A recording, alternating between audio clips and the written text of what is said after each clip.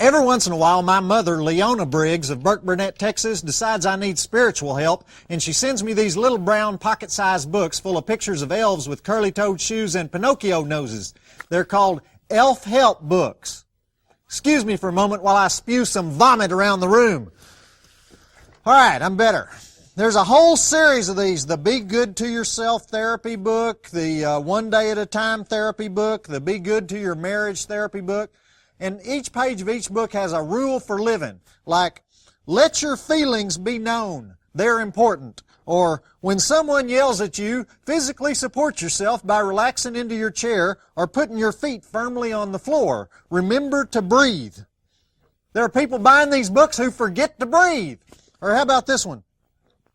When you can't think straight, stop thinking and feel.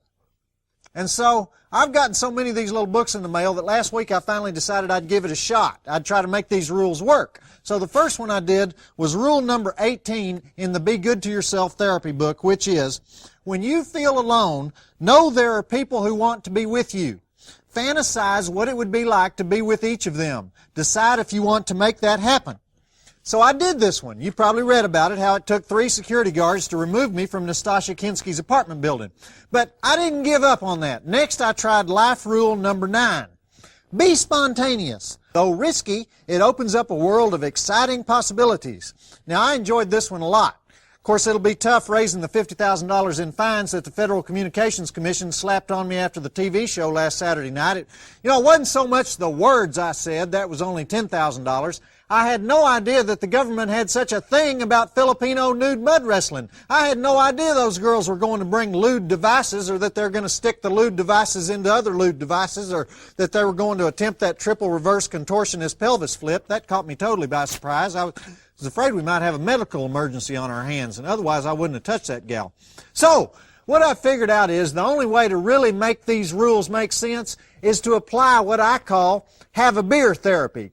See, you take the rule in the book and then you add a beer to it. For example, number 1, trust yourself. You know what you want and need. You need a beer. 2, put yourself first. That means if you have less than a 6-pack, drink all the beer.